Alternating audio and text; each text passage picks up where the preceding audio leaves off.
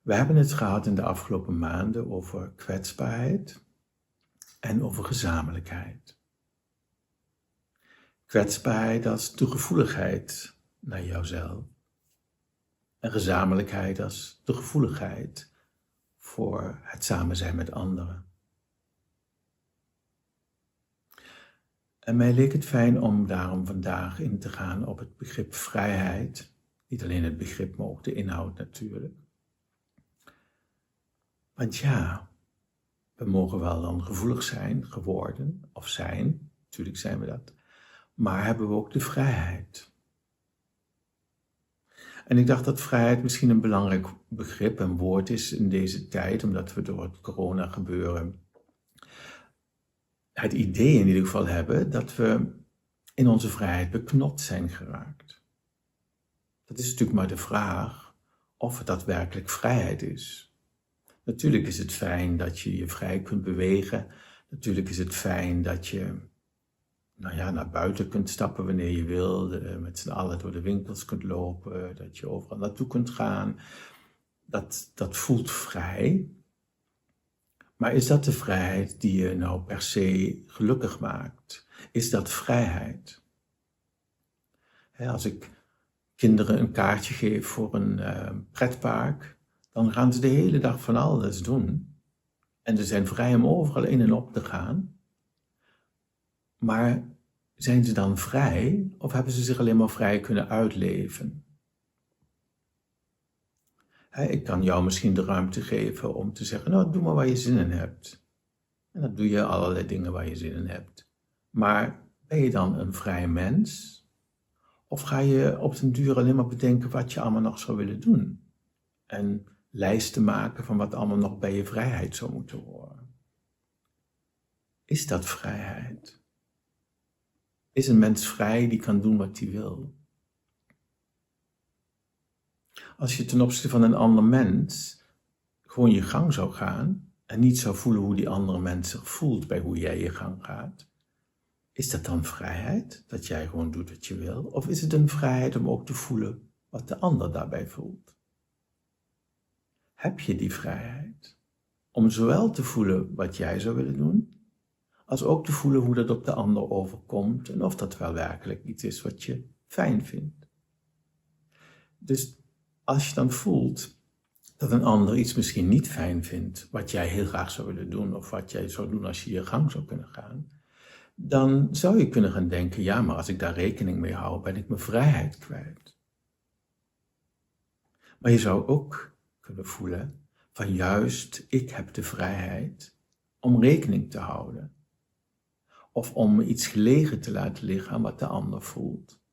Zodat ik samen met die ander in het moment dit beleef en niet alleen maar mijn eigen vrijheid voorop stel. Tenminste wat we dan vrijheid noemen. Want wie is nou vrijer? Degene die zijn gang gaat? Of degene die ook ruimte heeft om te voelen hoe het op de ander of op de omgeving overkomt? En daar, vanuit vrijheid, niet vanuit moeten, maar vanuit vrijheid, rekening mee wenst te houden, omdat hij het samen zijn daardoor weer waardevol vindt dan zijn gang te gaan. Want iemand die zijn gang gaat en naar de hand erachter komt dat andere mensen daaronder hebben geleden, kan die dan ook blij zijn met zijn vrijheid.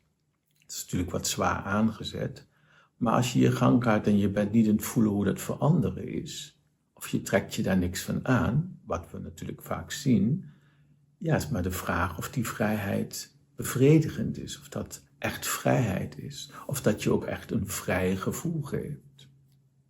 Want heel veel mensen die allerlei dingen doen in hun vrijheid, lopen misschien wel weg voor wat ze werkelijk voelen. En zijn daardoor niet echt vrij, maar bijna zou je kunnen zeggen op de vlucht. Afleiding aan het zoeken. Allemaal dingen aan het doen die ze denken, dat is nog leuk en dat is nog leuk. Maar hebben ze de vrijheid om te voelen hoe het met hen is? Wat er innerlijk in hun speelt? Wat ze werkelijk voelen? Wie ze misschien werkelijk zijn? Wat misschien werkelijk hun bestemming is? Waar ze misschien echt gelukkig van worden? Of hoe ze misschien in een groter verband met alle andere mensen op aarde leven. En dat leek me in deze periode van beperkingen heel waardevol om te voelen wat vrijheid is. Zelf heb ik hier natuurlijk gezeten en kon ik geen kant op. Wilde ik ook eigenlijk helemaal geen kant op. Dat kies ik sowieso vaak zelf. En dat heeft helemaal niets te maken met dat ik me dan niet vrij zou voelen. De vrijheid zit van binnen. Ik heb enorm veel vrijheid om heel diep en wijds en betrokken te voelen. Wat er is, wat er speelt, wat er voelbaar is, wat er aangereikt wordt vanuit de diepste lagen. Te voelen hoe andere mensen daarop reageren die in mijn buurt zijn. Hoe dingen uitwerken op de wereld waar ik door omgeven ben. En dat betekent dat ik heel veel vrijheid had om dat allemaal te voelen en daar naar te handelen. Dus het is mooi om weer eens te gaan voelen wat vrijheid is. En het is belangrijk om te zien dat, het idee dat je maar zou kunnen doen wat je wil, of dat je geld genoeg zou kunnen hebben om te doen wat je wil, of dat je kunt zeggen wat je overal van vindt, dat lijkt wel een vrijheid. Maar misschien is het een vlucht. Misschien is het alleen maar een reactie. Tenminste, het kan een vlucht of reactie zijn als je niet de ruimte hebt om ook, niet de vrijheid hebt om ook te voelen, wat is nou van binnenuit? Wat er speelt, wat er aangereikt wordt, wat er leeft, wat om aandacht vraagt, wat mij roept, wat mij stuurt. Dus het leek me fijn om daar met jullie in een begeleide meditatie dieper in te voelen. Zodat je niet alleen deze woorden hoort en verstaat, maar ook contact maakt met dingen die ik zeg. En daar is meditatie, althans begeleide meditatie, altijd weer behulpzaam bij. Dus laten we de ogen sluiten. Ik sluit ze ook, zodat je ook niet naar mij hoeft te kijken, maar wel mag natuurlijk. En laten we eens gaan voelen wat vrijheid in jou voor ruimte is en wat het met je doet om er contact mee te maken.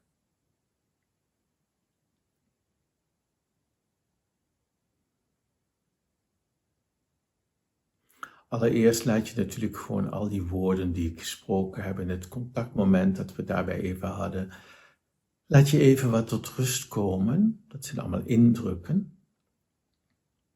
Woorden die je gehoord hebt, mijn spreken wat je gezien hebt, het voelen van het contact. Niet dat dat weg moet, maar laat het even wat breder uitzakken, zodat je zintuigen daar niet op gespitst zijn.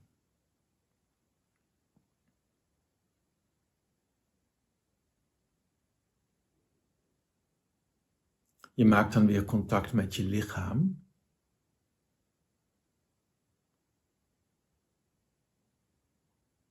En ook met je adem. Eigenlijk maak je dan contact met de natuur. Met je lichaam en je adem zijn de natuur. En de natuur is altijd een goede basis om weer naar terug te keren. Omdat de natuur het leven is. Zonder dat het intellect er iets van gemaakt heeft.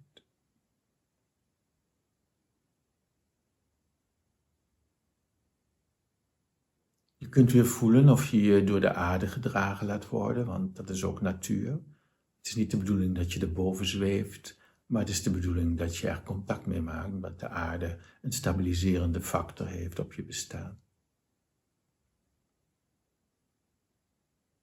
En een hele grote natuurlijke bron is, die jou weer in de juiste trilling van de natuur brengt, zodat je weer voelt wat natuurlijk leven is.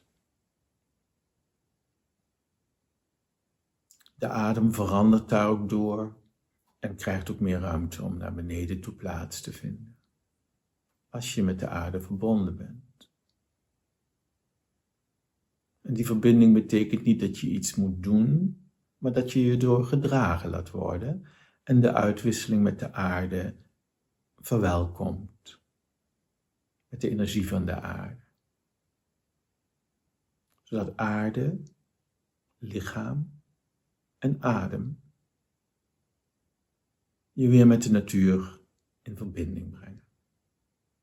Je weer bij de natuur laten horen.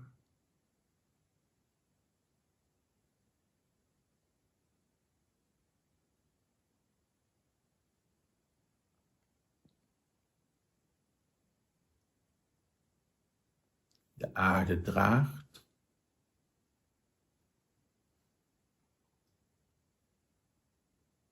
Het lichaam geeft inbedding.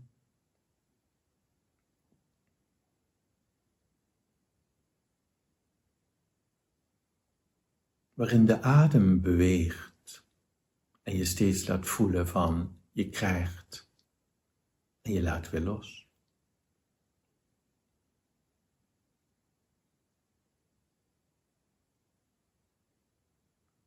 En door die bewegingen stroomt er van alles in je lichaam aan energie, aan sappen, aan alles wat maar nodig is om het levende organisme levend te houden. En bezield te laten zijn met energieën die van alle kanten naar je toe komen.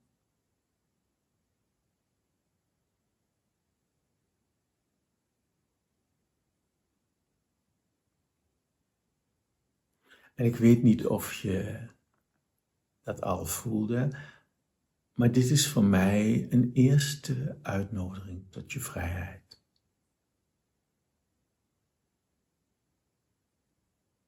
Want je hebt de vrijheid om met van alles en nog wat bezig te zijn, maar je hebt ook de vrijheid om je met de natuur, met de aarde, met je lichaam, met je adem, met je energieën, met je bezieling te verbinden. Daar open voor te staan. Dat is een vrijheid. Er zijn duizenden mensen die dat niet doen. Die deze vrijheid helemaal niet opzoeken.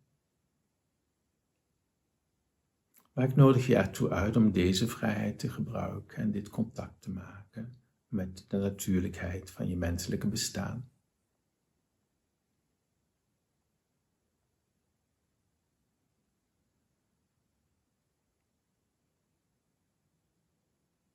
Zodat de natuur altijd een basis is, waarvanuit je je emotionele belevingswereld, je gevoelsmatigheid, je kwetsbaarheid aangaat. Dat je altijd met de natuur in contact blijft, met het leven zelf in contact blijft en niet opstijgt in intellectuele voorstellingen, maar altijd met de natuur verbonden blijft. Want die gaat over het leven.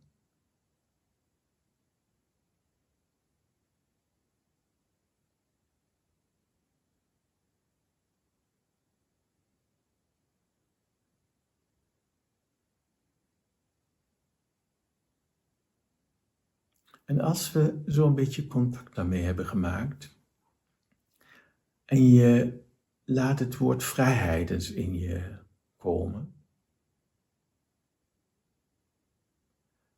dan kom je er misschien achter dat je dat woord vrijheid en alles wat daarmee te maken heeft aan gevoel en beleving natuurlijk, dat je dat vooral associeert met naar buiten gerichtheid.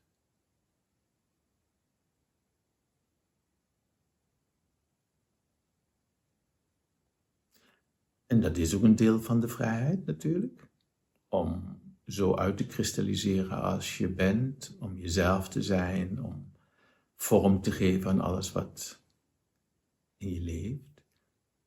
Maar ik zou dus vandaag wat meer aandacht willen geven aan of er ook vrijheid is om te voelen wat er in je leeft.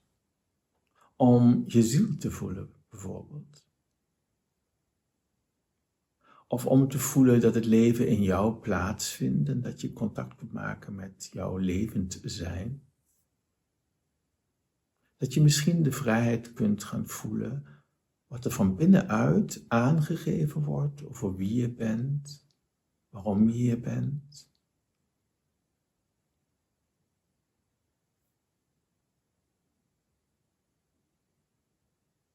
Misschien zelfs wat je bestemming is. Maar dat zijn vaak hele grote dingen. Dus het gaat vooral mij om de vrijheid om te mogen, durven, luisteren naar wat er in de diepste innerlijke belevingswerelden die jij nu kunt aanraken of waar je contact mee kunt maken, wat van daaruit gezegd of aan intentie doorgegeven wordt. Dus voel eens of je de vrijheid hebt en misschien ook de vrijheid neemt om heel diep in jou, ja, ik noem het heel diep, het is helemaal niet zo diep, maar iets wat niet zo toegankelijk is, voelt vaak als diep. Om heel diep in jou te voelen, wat leeft er in mij?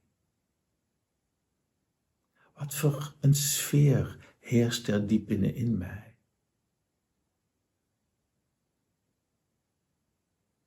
Welke gevoelswaarden draag ik dieper in mij mee?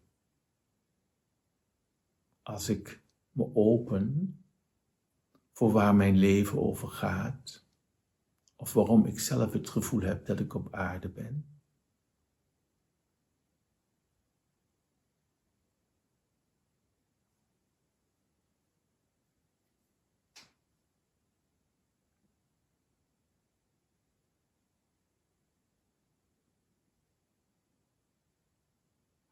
Voel eens of je zo vrij mag zijn, de vrijheid hebt, om te voelen van, als ik bezield ben, waar voel ik dan die ziel? Hoe voelt die ziel dan aan? Welke sfeer is in die ziel aanwezig? Wat voor uitstraling heeft die ziel? Voel ik dat die van mij is of dat die bij mij hoort? Durf ik die ziel te omarmen? Voel ik me ermee verwant? Wens ik ermee samen te leven? Allemaal vragen die ook over vrijheid gaan. Hoeveel vrijheid heb je daartoe?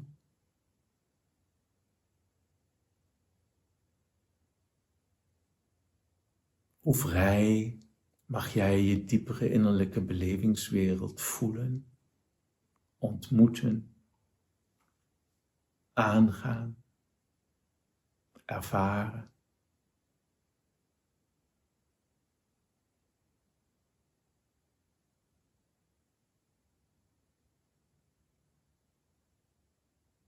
Heb je die vrijheid? Neem je die vrijheid? Voel je die vrijheid?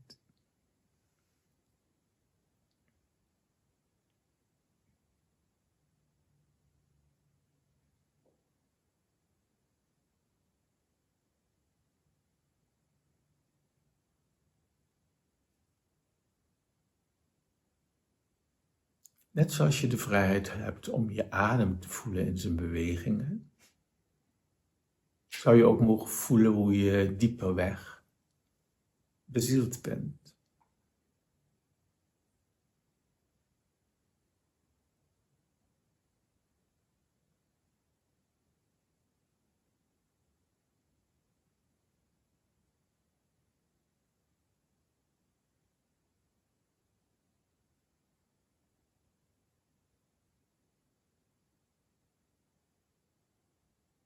Of als bezieling moeilijker voor je is, zou je ook gewoon eens kunnen voelen, heb je de vrijheid om te voelen of er liefde in jou aanwezig is en waar en hoe dat aanvoelt.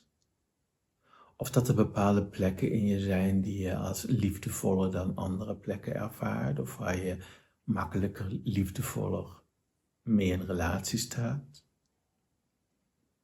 Maar het is vooral belangrijk dat je niet per se hoeft te voelen wat ik vraag, als wel dat je voelt dat het een vrijheid is om je ook met deze innerlijke belevingsruimten in verbinding te stellen en ze te mogen ervaren.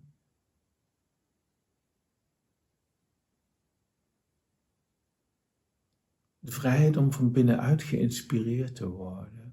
de vrijheid om van binnenuit, vanuit je diepte beleving, aangesproken te worden. Dingen te ontvangen, bepaalde gevoelens waar te nemen, te krijgen en misschien zelfs erdoor aangezet te worden, geprikkeld te worden, tot leven aangezet te worden.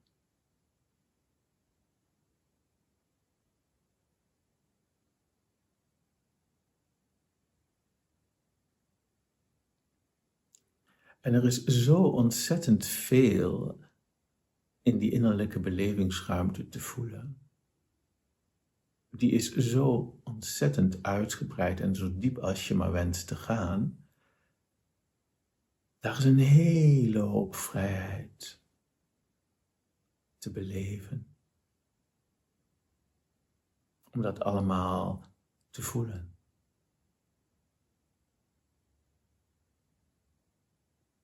Om daar allemaal voor open te staan. En dan hoef je zelfs niet eens zulke vragen te stellen als dat ik nu stel. Dat zijn beginnetjes. Maar dan kun je gewoon voor je hele innerlijke landschap openstaan. En het gewoon op je in laten werken en voelen wat een ruimte, belevingsruimte, voelruimte, intentieruimte, levensruimte daar allemaal in aanwezig is.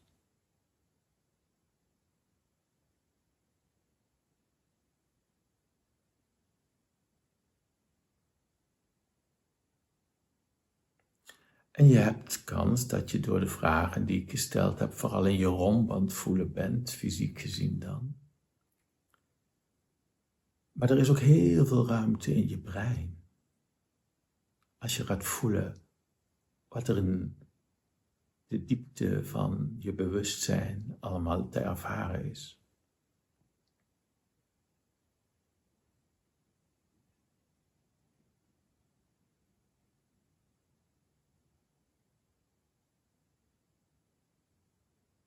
Want het brein is niet alleen maar een constant gedachten leverende radio. Maar als de gedachten verstillen, is het brein een immense ruimte. Als een kosmos zo groot, waarin zoveel vrijheid is, zoveel ruimte is, zoveel te voelen is. Maar neem je en heb je en gebruik je vrijheid daarvoor.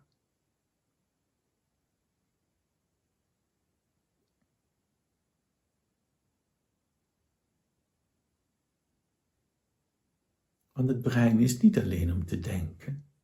Je kunt tot in je brein, tot in je bewustzijn, immens diep voelen. Want het is ruimte die je kunt beleven. Het is een grootsheid die je kunt beleven. Er is een sfeer in die je kunt beleven.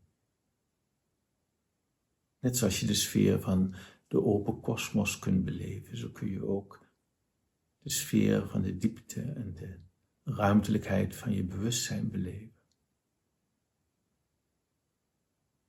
Net zoals je stilte kunt beleven.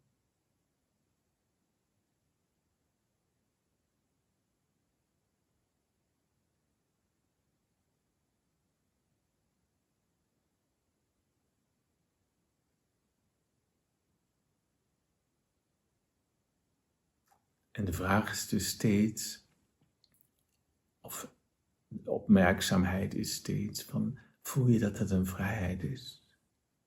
En gebruik je deze vrijheid? Sta je niet blind op uiterlijke vrijheid, maar voel of je innerlijke vrijheid hebt. Om te beleven tot in de diepere lagen van je bestaan.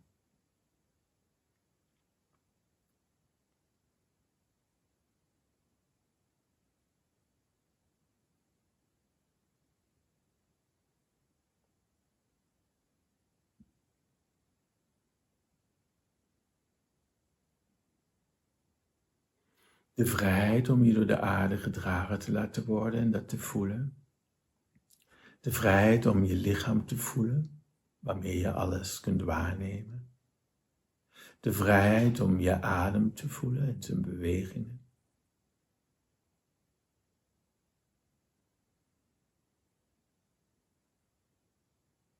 De vrijheid om van alles te voelen stromen door je lichaam heen.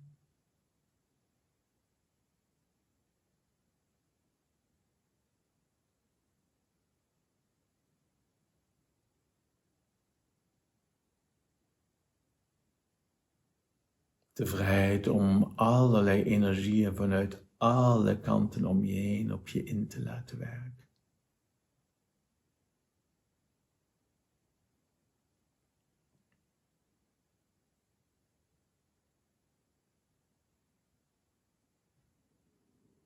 Maar ook de vrijheid om de energie die vanuit jouw levenskern, jouw ziel, jouw bestaan komt, om die eindeloos naar alle kanten te laten uitstralen.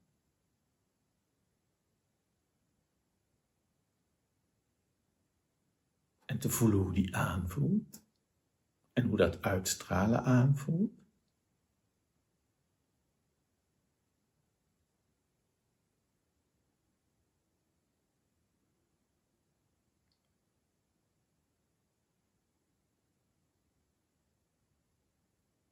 De vrijheid om een sensitief wezen te mogen zijn. Om te voelen dat al je cellen ook gevoelig zijn, kwetsbaar zijn, inhoud hebben, levenskracht dragen. En zo je hele lichaam te voelen als een heel levend, vibrerend, aanwezig gebied van diepgang en gevoel en waarde en inhoud.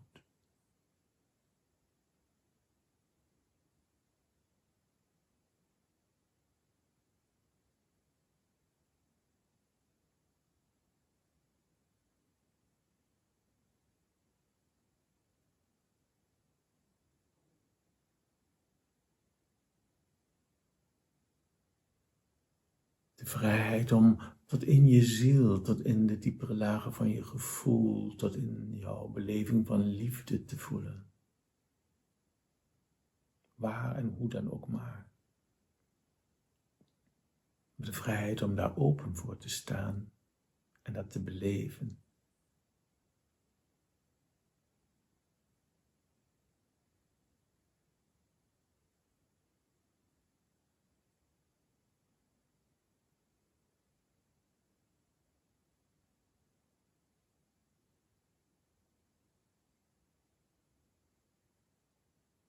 De vrijheid om de ruimtelijkheid van je bewustzijn achter de oppervlakkige gedachten, van de diepgang van je brein en je bewustzijn te voelen, de immense ruimte die zich daarachter bevindt.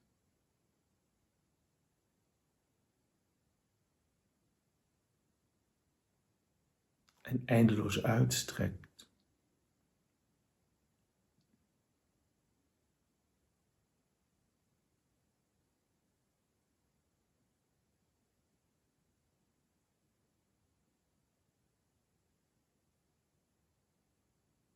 De vrijheid om ook je hele bekkengebied te voelen. En alles wat daarin aan leven, aan vruchtbaarheid, aan seksualiteit, aan enorme kracht aanwezig is. Voorbij de vorm, maar gewoon als inhoud. Heb je de vrijheid om dat gebied op die manier te verkennen, te voelen, te verstaan, te ervaren. Zijn inhoud, zijn waarde, zijn diepte, zijn volheid, zijn grootsheid.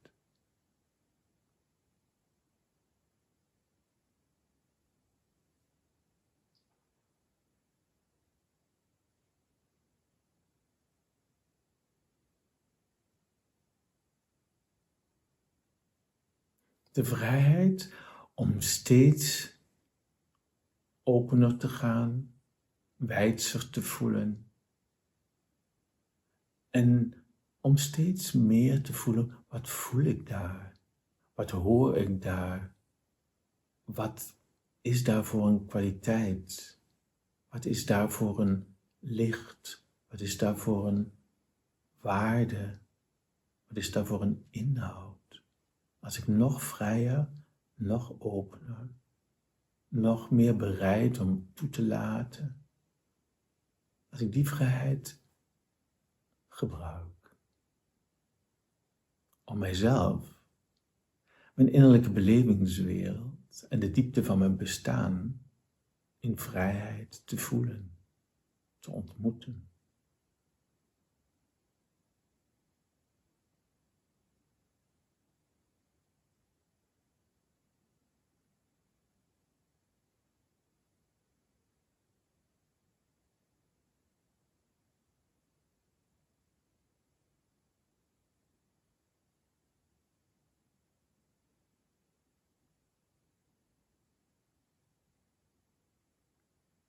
Het is zo mooi om deze vrijheid te gebruiken. En deze vrijheid is altijd onbeperkt.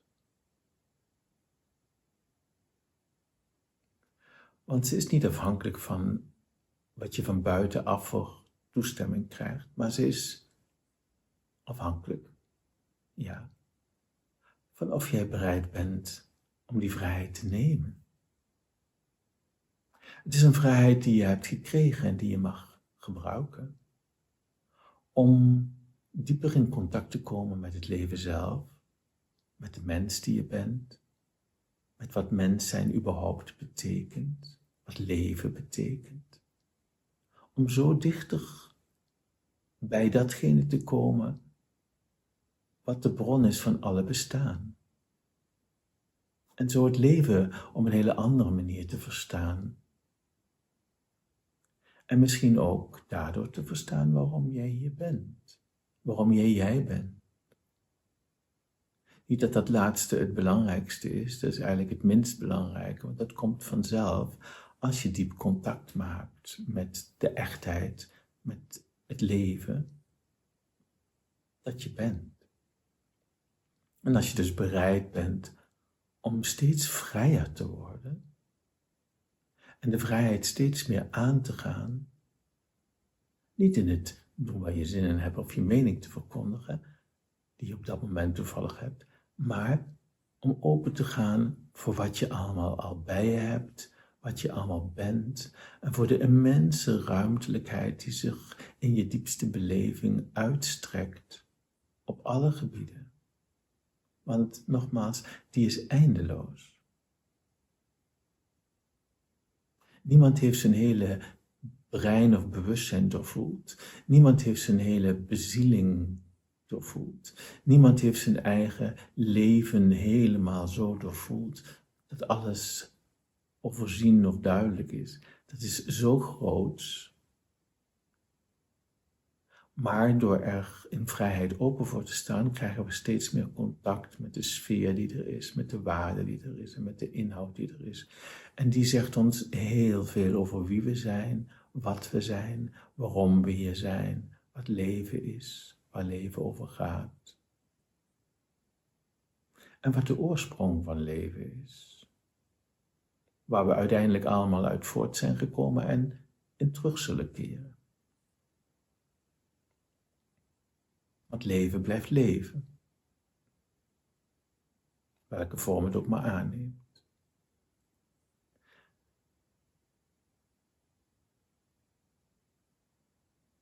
En daarnaast is die vrijheid om je innerlijke beleving te voelen eindeloos. Omdat kenmerkend aan het leven is dat elk moment anders is. En als elk moment anders is het eindeloos. In de vernieuwing. Maar het is een vrijheid om dat aan te gaan. Het is een vrijheid om daar stabiliteit te vinden. Het is een vrijheid om daar antwoorden te vinden. Of een beantwoording te vinden. Of een inhoudelijkheid te vinden die antwoord geeft op je behoeften, op je diepste vragen.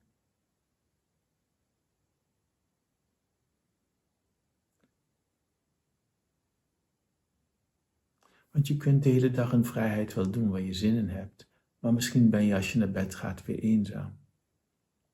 Als je terugvalt op jezelf.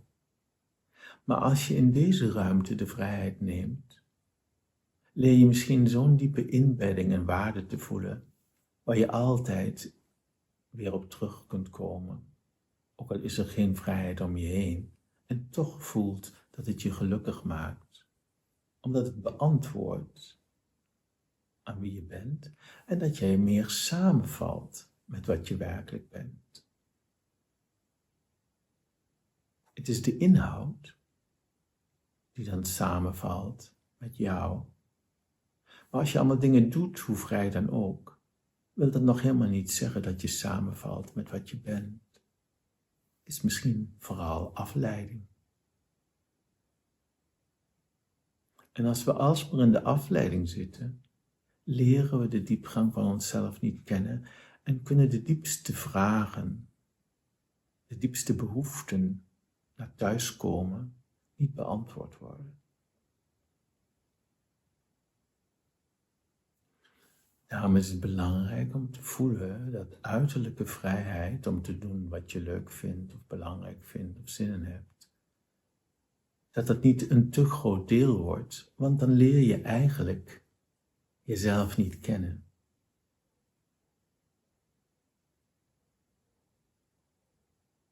Je leert dan misschien wel voelen wat je op dat moment allemaal denkt en voelt en zou willen uitdrukken, maar je voelt niet wat je inhoud is.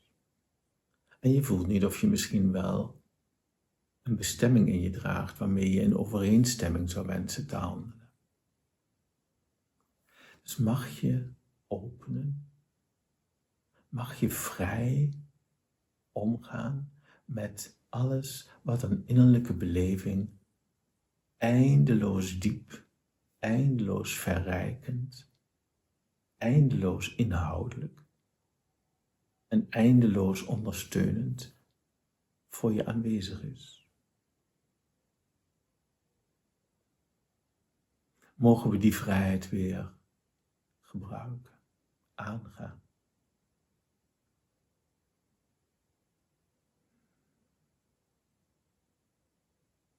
En mag je je daardoor een vrij mens voelen. Omdat niemand jou tegen kan houden. Om open te gaan voor de diepte van jezelf.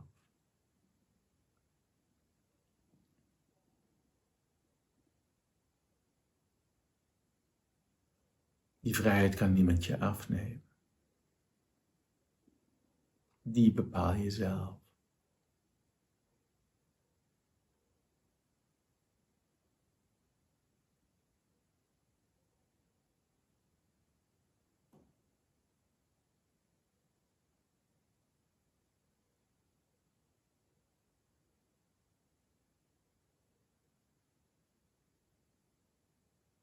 Mag je openstaan.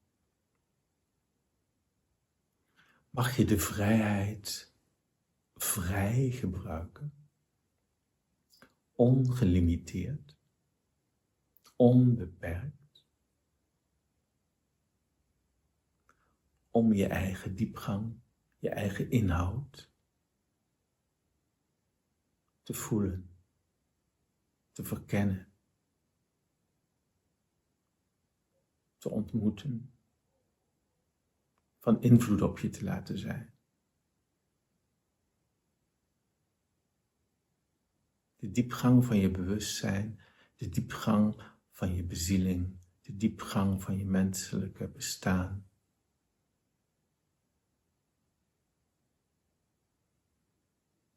Waar de horizon zich steeds verder van zal uitbreiden.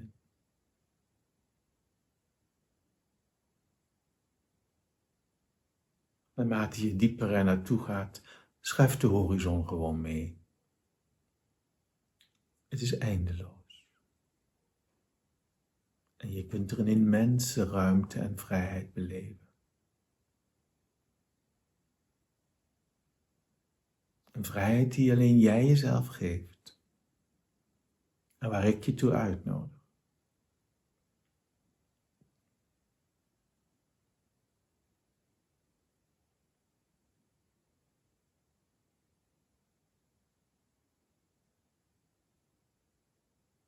De vrijheid om als het ware een ruimtereis door je bewustzijn te maken. Of door de prachtige landschappen van je bezieling en liefde te lopen. Of door de rijke natuur van je eigen vruchtbaarheid en aanwezigheid te wandelen.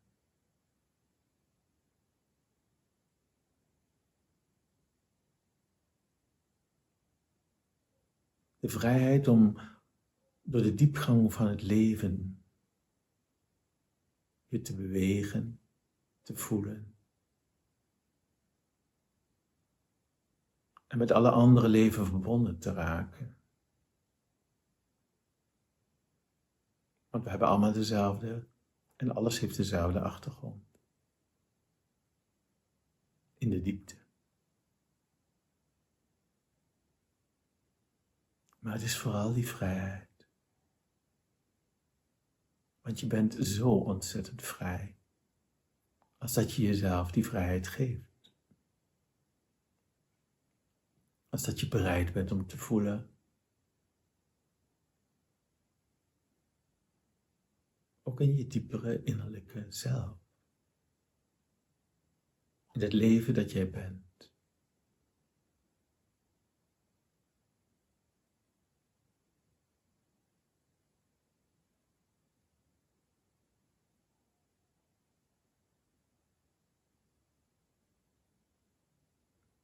En als je die vrijheid neemt om jezelf zo te voelen, tot in de diepte van al je ruimtelijkheden te voelen, van al je bestaansruimte te voelen, dan voel je je door jezelf benaderd, omarmd, aangenomen. Dan neem je geen afstand van jezelf, maar wens je juist dichterbij wat je werkelijk bent te zijn. En dat voelt liefdevol en warm. En dan kan er meer vrede ontstaan in jou. Omdat je meer en meer in overeenstemming komt met wat je werkelijk aan inhoud bent.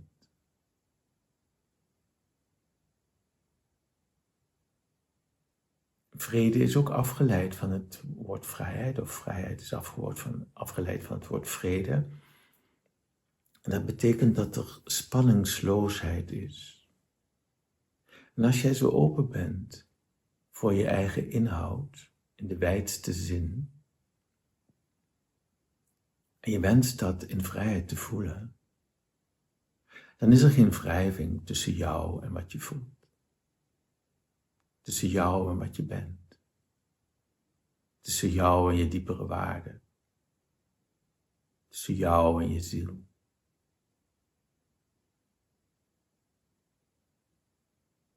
En dan komt er iets van vrede, wrijvingsloos, in overeenstemming,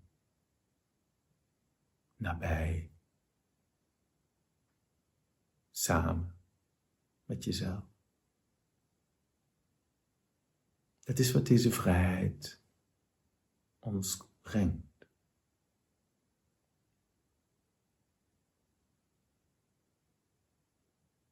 En natuurlijk is het fijn als dat wat je daardoor beleefd hebt, ook naar buiten toe vormgegeven kan worden in je contacten, in je manier van leven. En dat is ook een vrijheid. Maar het is zo dat als je dit heel diep gevoeld hebt, dan komt het vanzelf op een hele vredige manier. In je handelen, in je spreken, in je omgang met mensen.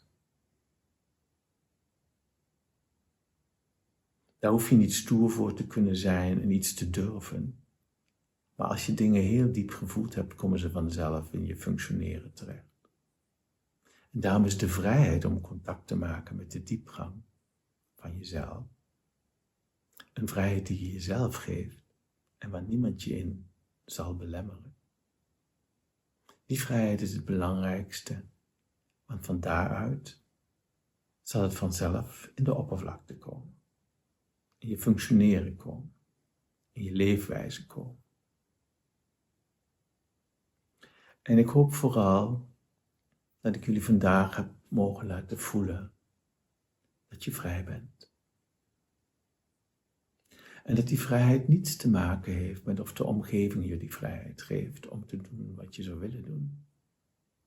Maar dat je altijd de vrijheid hebt om in de diepte van het bestaan te wandelen. Te voelen. En als je die vrijheid weer voelt, zijn uiterlijke onvrijheden veel minder relevant.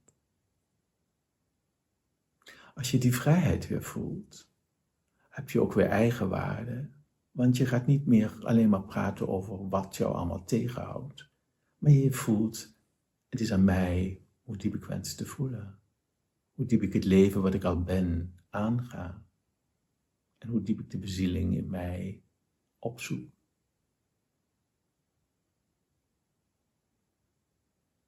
Vrijheid is heel belangrijk en is wonderschoon.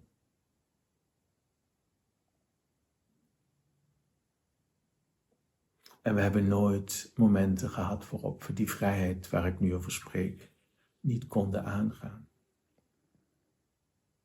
Ook al voel je je niet gelukkig, toch heb je de vrijheid om in de diepte van jezelf te voelen. Maar het is een vrijheid waar je zelf over gaat, niet een ander. Het is de vrijheid die je jezelf geeft, de vrijheid die je zelf neemt, de vrijheid die je zelf aangaat. Vanuit verlangen naar contact. Want vrijheid heeft met vrije te maken. En vrije heeft met heel nabij en samen zijn te maken. Zo dicht samen zijn dat er geen wrijving meer is en er vrede is. En je met je bestemming samen bent. Met dat wat je bent samen bent. Met het leven dat je bent samen bent.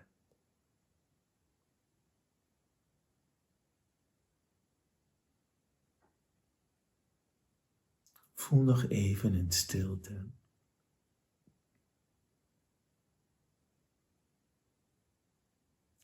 Hoe het is om vrij naar binnen toe te voelen. In de oneindigheid van je eigen aanwezigheid, bestaan, gevoeligheid, leven.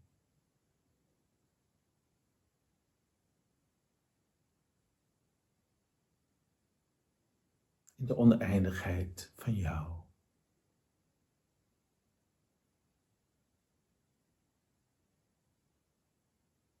De ruimtelijkheid van je bewustzijn, de diepte van je bezieling, de rijkdom van je vruchtbaarheid. En wat allemaal ook meer. Neem even de vrijheid om er in stilte voor open te staan. En erin te voelen.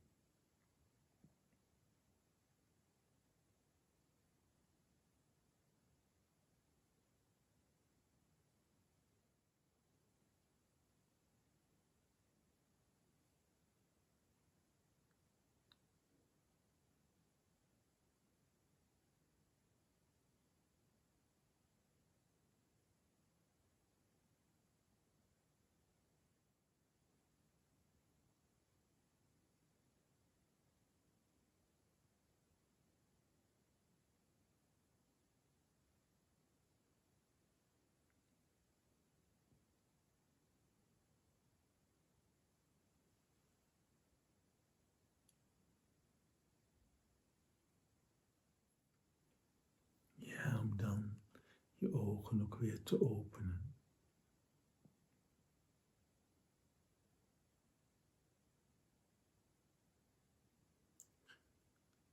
En ik wens je met deze video de komende maand meer ruimte te geven om te voelen hoe vrij je bent. En hoe mooi de vrijheid is die we allemaal al lang hebben. En de uiterlijke vrijheid, nou, het is mooi als die er is. Zeker als je vanuit je innerlijke vrijheid dingen wenst vorm te geven. Maar die ruimte is er bijna altijd. Ik wens je heel veel mooie ruimte in jezelf. Bij het herontdekken van je vrijheid. Die eindeloos is. En dan heel graag tot de volgende keer. Wellicht in direct contact.